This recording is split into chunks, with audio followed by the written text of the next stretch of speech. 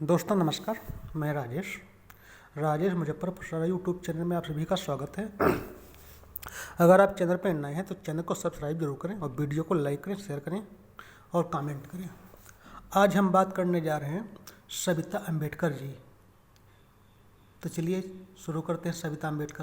सविता अम्बेडकर वो महिला जिनके लिए बाबा साहब ने लिखा, उन्होंने मेरी उम्र 10 साल बढ़ा दी।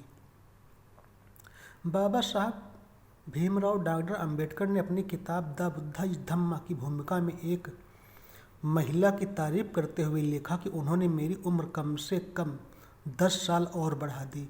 इस महिला पर बाद में अम्बेडकरवादियों ने आरोप लगाया कि उनके नेता का निधन हत्या थी, जिसके लिए महिला जिम्मेदार है। केंद्र सरकार ने जांच कराई और इस महिला को क्लीन चिट दे दी।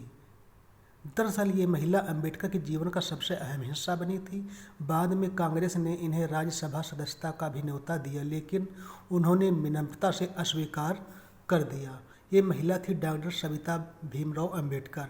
विवाह पूर्व उनका नाम शारदा कबीर था, लेकिन विवाह के बाद उनका नाम सविता अम्बेडकर हो गया, जिनका जन्म महाराष्ट्र के एक कुलीन ब्राह्मण परिवार में हुआ था। वे डॉक्टर थी। बाबा साहब की दूसरी पत्नी बनी। जिस समय अम्बेडकर ने उनसे शादी की, उनके परिवारजन नहीं बल्कि बहुत से अनुयायी भी खासे नाराज हुए। अम्बेडकरवादियों को समझ में नहीं आया कि ये जिन सवर्ण जातियों के खिलाफ बाबा साहब ने लगातार संघर्ष का बिगुल बजाया, उसी वर्ग की महिला से शादी क्यों कर ली। सविता उस दिन अम्बेडकर के साथ दिल्ली में थी जब उनका निधन हुआ। दरअसल दिन में सब कुछ ठीक ठाक था। बाबा साहब शाम को कुछ मुलाकातियों से मिले, फिर उन्हें सिरदर्द की शिकायत हुई।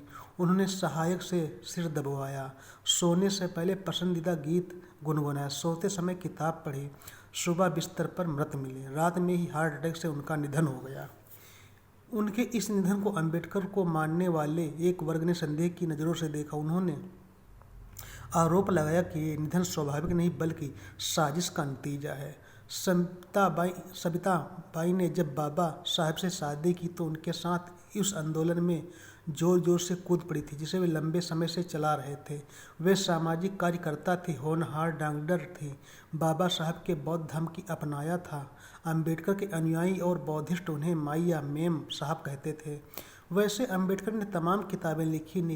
जब वो दी बुद्धा इज धम्मा लिख रहे थे तो भूमिका में उन्होंने खास तौर पर माई साहब सविता का जिक्र किया। उन्होंने बताया कि किस तरह से केवल उनके कारण उनकी ज़िंदगी 8-10 साल बढ़े हैं। सविता मुंबई में मराठी ब्राह्मण परिवार में 27 जनवरी 1909 को पैदा हुई।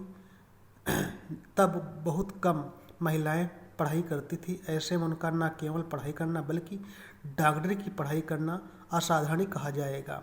आज़ादी से पहले के दशकों में MBBS करना बहुत बड़ी बात थी। सविता मेधावी स्टूडेंट थी। उन्होंने मुंबई के ग्रांट मेडिकल कॉलेज में MBBS किया। उनका परिवार महाराष्ट्र के रत्नागिरी के एक गांव से ताल्लुक़ रखता है। उनका परिवार शायद आधुनिक विचारों का था। 8 भाई बहनों में 6 ने अंतरजातीय विवाह किया। सविता ने खुद डॉक्टर अम्बेडकर सहवास शीर्ष आत्मकथा में लिखी, हम भाई बहनों के अंतरजातीय विवाह करने पर हमारे परिवार ने कोई विरोध नहीं किया। इसका कारण था कि पूरा परिवार सुरक्षित और प्रगतिशील था। 1947 आते आते डॉक्टर अम्बेडकर की तबीयत खराब होने लगी थी। सविता ही उनका इलाज कर रही थी। उन्होंने अम्बेडकर का स्वास्थ्य बेहतर करने में काफ़ी काम किया।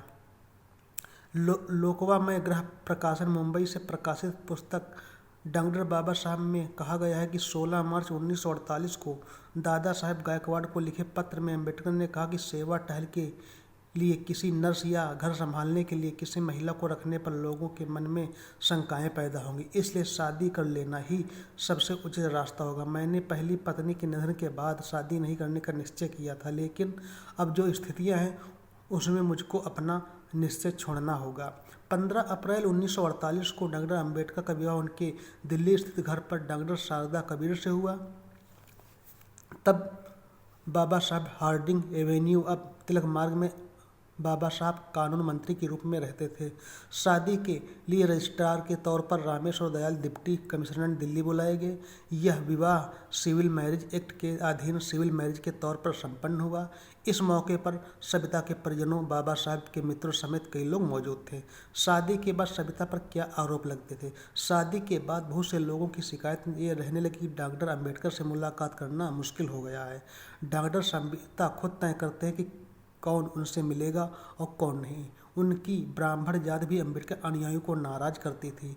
डॉक्टर सविता अंबेडकर पर बाद में कई किताबें लिखी जिनमें कहा गया कि उन्होंने न केवल पत्नी बल्कि अंबेडकर के डॉक्टर की जिम्मेदारी भी बखूबी निभाई। डॉक्टर सविता एक डॉक्टर के रूप में बाबा साहब के स्वास्थ्य व आराम का पूरा ध्यान रखती थी। डॉक्टर अंबेडकर के निधन के बाद सविता दिल्ली में एक फार्म हाउस में रहने लगी। अंबेडकर के परिजनों ने उनसे रिश्ते हमेशा ही तनाव भरे थे। ऊपर से उसी पक्ष की ओर से उन पर अंबेडकर के निधन को लेकर लापरवाही का आरोप लगाया गया था। तत्कालीन प्रधानमंत्री नेहरू ने अंबेडकर अनुयायियों के भारी दबाव के बीच जांच बिठाई, लेकिन जांच में निष्कर्ष निकला कि वे एक नेचुरल डेथ थी। राज्यसभा में आने का भी ऑफर मिला। बाद में जवाहरलाल नेहरू और इंदिरा गांधी ने दोनों ने उन्हें राज्यसभा में आने का न्योता दिया, लेकिन उन्होंने इसे विनम्रता से मना कर दिया। हालांकि जब भारत सरकार ने अंबेडकर को भारत के सर्वोच्च नागरिक सम्मान भारत रत्न से विभूषित किया। 14 अप्रैल 1990 के दिन यह सम्मान डॉक्टर अंबेडकर की पत्नी की हैसियत से उन्होंने अंबेडकर स्टेडियम में आयोजित अंबेडकर जयंती पर प्रधानमंत्री श्री वीपी सिंह से ग्रहण किया। दिल्ली में अंबेडकर को लेकर होने वाली कई गतिविधियों में वह सक्रिय रहते थे। हालांकि उन्हें खुद को सियासी गतिविधियों से काट रखा था, लेकिन बाद में मुंबई जाकर उन्होंने सियासी तौर पर सक्रिय होने की कोशिश की।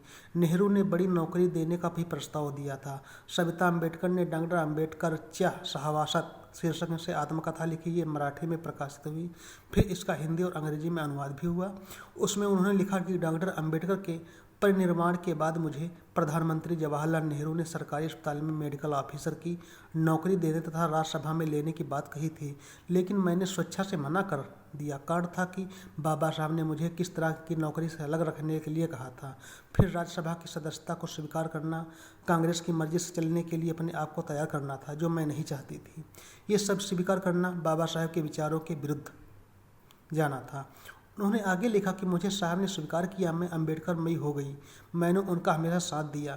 बीते 36 सालों से विधवा का जीवन जी रही हूँ, वह भी अम्बेडकर के नाम के साथ। मैं अम्बेडकर के नाम के साथ जी रही हूँ और मरूंगी भी तो इसी के नाम के साथ। 19 अप्रैल 2003 को मुंबई के जे हॉस्पिटल में खराब स्वास्थ्य के कारण उन्हें भर्ती कराया गया। 29 मई 2003 को उनका निधन हो गया। डॉक्टर सविताबाई अंबेडकर को उनके स्मृति दिवस पर सशक्त नमन। तो आज के साथ इतना ही। हम फिर मिलेंगे नई जानकारी के साथ। तब तक के लिए नमस्कार।